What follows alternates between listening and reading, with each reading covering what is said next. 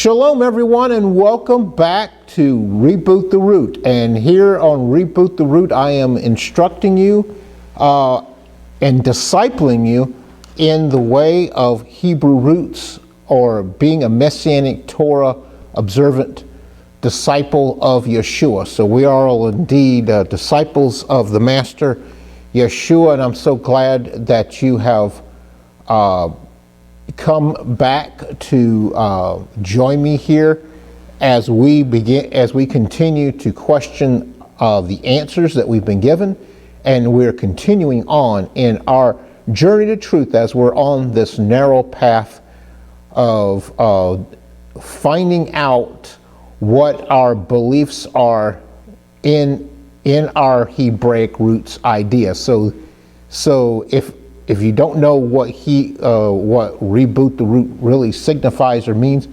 it means that we are rebooting our Hebraic root, which was the type of belief that was around in the first century believers of Yeshua. Okay, so the first century believers in Yeshua were Torah observant disciples of Messiah, and so we're returning back to the ancient path. So thus we're exploring our Hebrew roots. So we're rebooting and coming back from being polluted from so many ideas that have taken us off the Hebrew path, okay?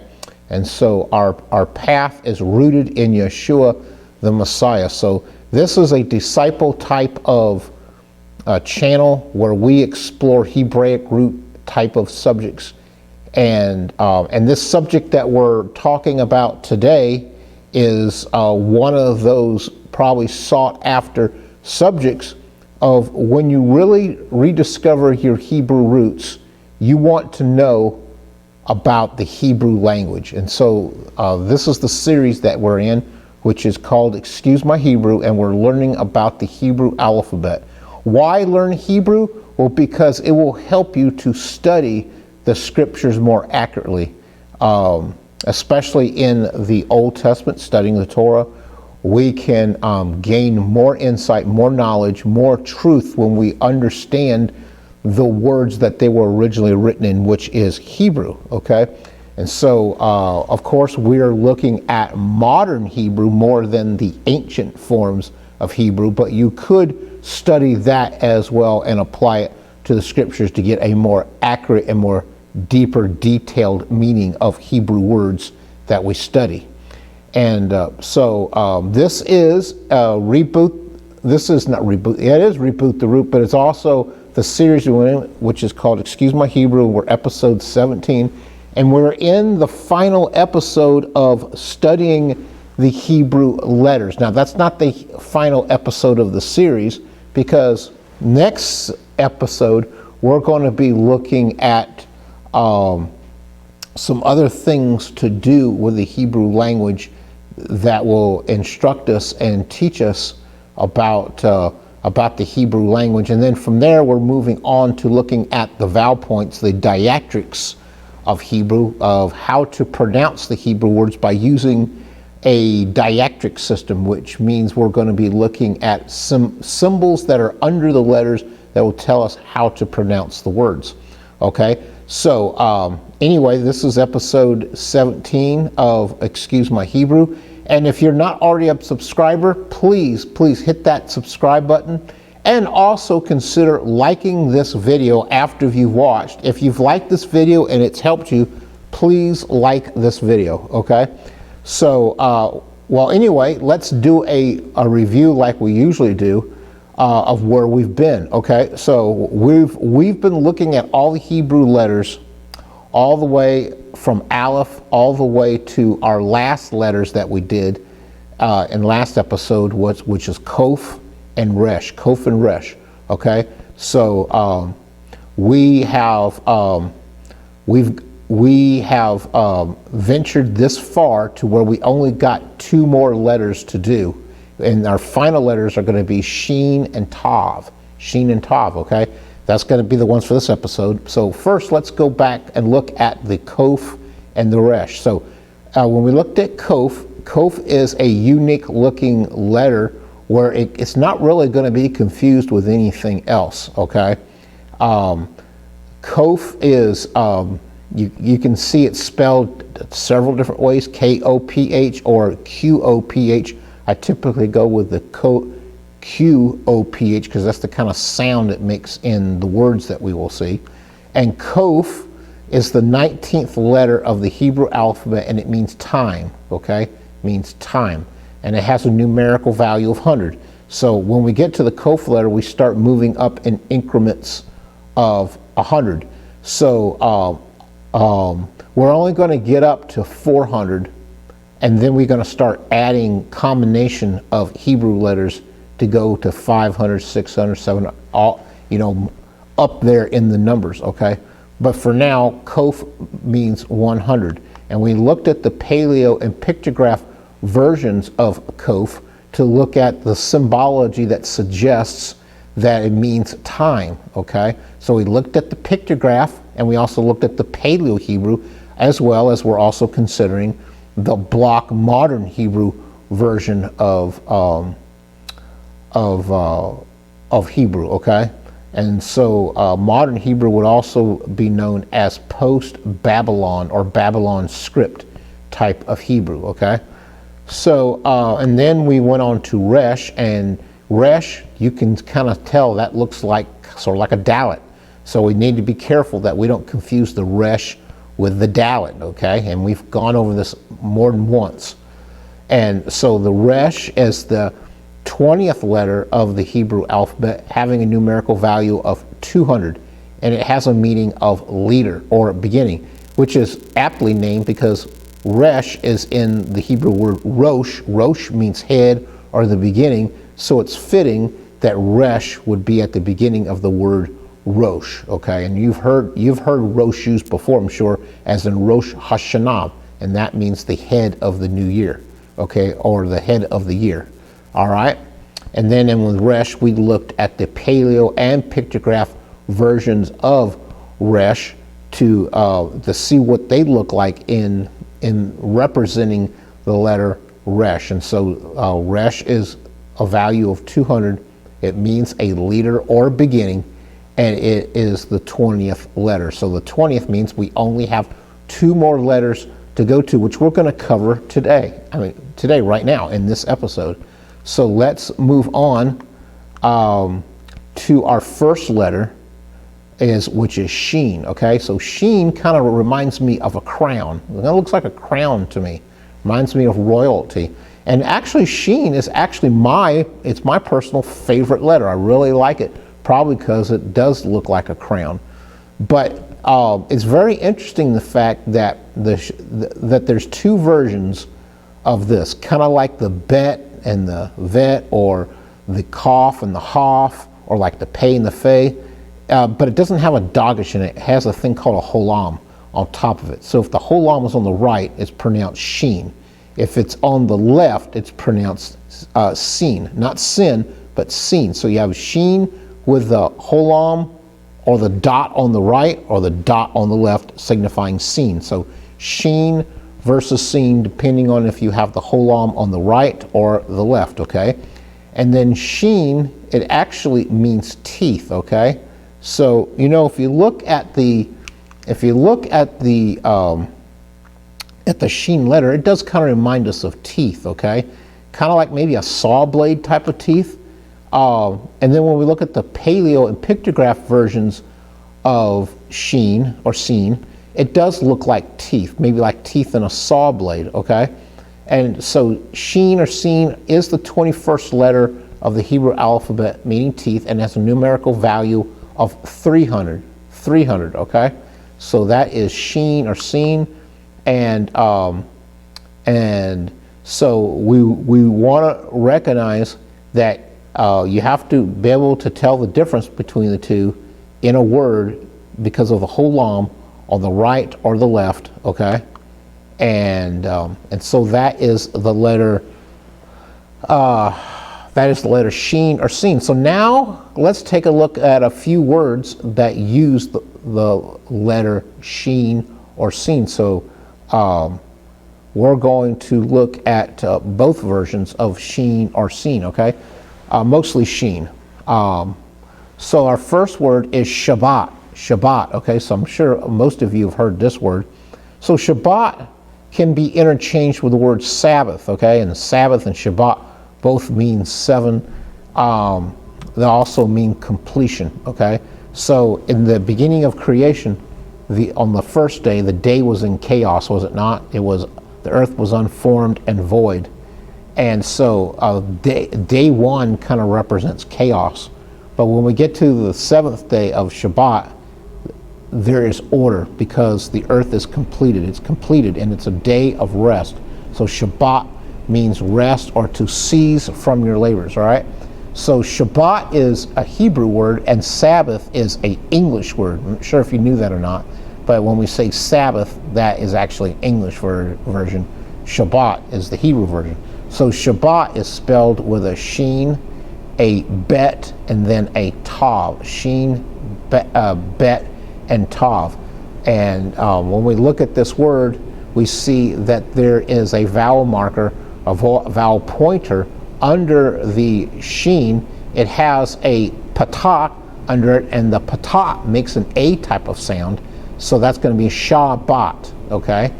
And then with the Bet right next to it, it has a kamatz, and that also makes a sound. There are different types of A sounds, but they both make an A sound. Then we move on to another familiar word called shalom. Shalom means peace, it means hello, and also means goodbye. Okay, and shalom is spelled with a Shin, a Lamed, a Vav, and then a final Mem. So that is shalom. Then we have another word for woman. Woman is called Isha. Isha, okay? And that's spelled with an Aleph, a Shin, and ends with a Hey, okay?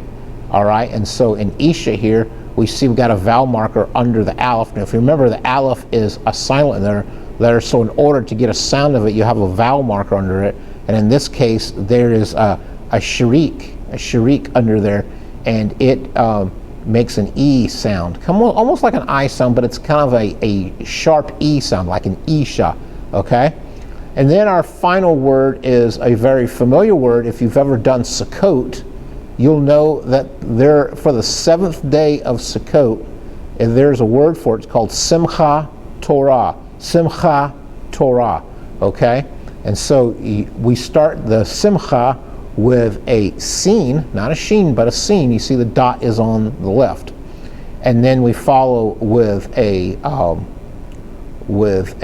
Mem, and then a Het, and then a Tav. So that's Simcha. Simcha. You hear the guttural sound with a Het, the Het, Simcha, okay? And so under Simcha, with the Sin, we have that sharik, we have the kirik, vowel pointer under there that gives it a E sound, or like an I sound, sim.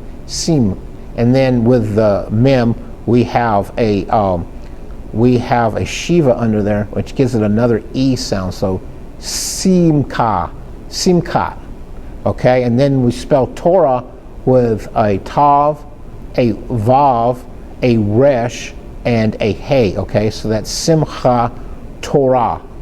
So you should be able to recognize after practice what Torah looks like, okay? And then we have appropriate vowel markers under there to point out how to pronounce the different words, like we did with the word Simcha, okay? Then we move on to Tav, the very last letter of the Hebrew alphabet, okay? So here is Tav, I have here on the screen, Tav.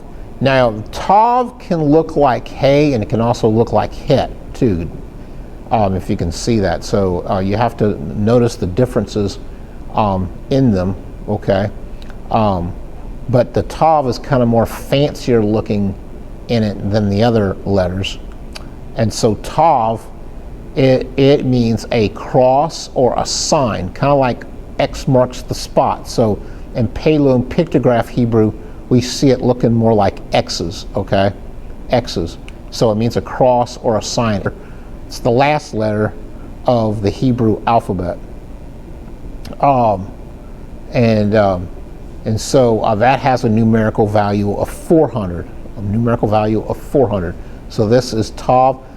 Sometimes it's pronounced towel, not towel like you dry with, but towel.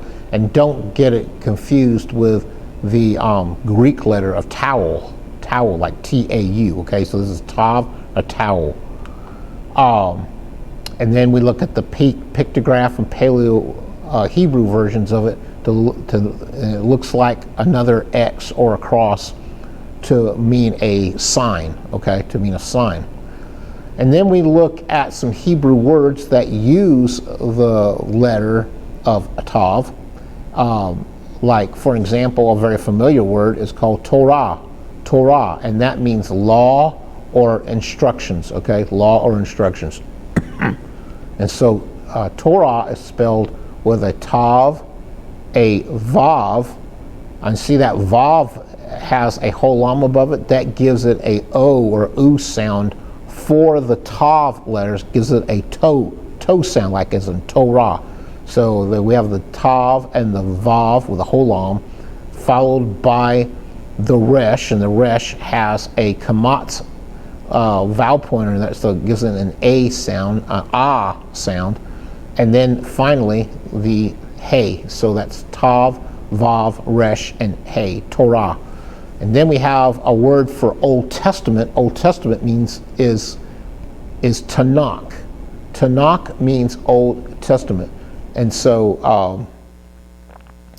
Tanakh is spelled with a Tav, a Nun, and then a final Kaf, okay, a final Kaf. And so that is Tanakh, all right? And then we have a word for thank you. For thank you is Todah. Todah means thank you, and that is spelled with a Tav and then a Vav. A Vav there gives the Tav letter a O sound, like we've already talked about this before. And then we have a Dalet with the kamatz vowel pointer that gives it an A sound, and then finally we have the Hey. So we have a Tav, a Vav, a Dalet, and then a Hey, and that spells Todah, okay? And then I think we just cover, and then we have another thing that we just went over with Shin is Shabbat, and we'll go over that again. Shabbat means the seventh day, and that's spelled with a Shin, a Bet, and a Tav, okay? And then we have the appropriate vowel markers on there that give us A type of sounds to know that we have A vowels to pronounce in Shabbat. And then our last word is called Sukkot, and that means tabernacle. So Sukkot is plural for Sukkah. Sukkah means a temporary dwelling. Okay, so our bodies we have are called sukkahs. They're temporary dwellings. And so a plural form of sukkah would be Sukkot. And we spell Sukkot with a samach, and notice the samach, it has the kibbutz vowel marker under there. It gives us a U sound, Sukkot, and then followed by a kaf, and then a vav, and then finally the tav. So we have samach, kaf, vav, and tav, and that spells Sukkot. Okay, so anyway, those are our Hebrew letters. We've gone through Aleph, Bet, Vet, Gimel, Dalet, Hey, Vav, Zayin, Het, Tet, Yud. Those are our first 10 letters. Then our next 10 letters are Kaf and Haf. We have a final Kaf. Then we have a Lamed. We went through the Mem and the final Mem, and the Nun and the final Nun. We went through the Samach and the Ayin and the Pei and the Fei and the final Pei or Fei. We went through Zadik and the final, not Zadik, Zadi and final Zadi. We went through the Kof, we went through the Resh, and we went through the Shin and the Sin and the Tav, okay? And those are our Hebrew letters. And so like next episode, we're gonna go through some other business to deal with the Hebrew letters, that we're going to cover some information you need about the Hebrew letters, keeping them straight, not getting them confused. And we'll also start probably talking about the vowel markers either next episode or the following episode. So it's going to be more of understanding how the Hebrew letters work in episode 18. So if you ever want to send me an email, you got questions or comments, you want to send me an email, please send me an email to reboottherootjourney@gmail.com. I'd be happy to hear from you and answer any and all of your questions. It doesn't mean that I'm going to have all of your answers, but I'm willing to give it a shot. So, well, anyway, this is all the time we have for this episode of Excuse My Hebrew. I want to invite you to come back next time for Reboot the Root, where we'll continue to take a look at our Hebrew letters. Shalom.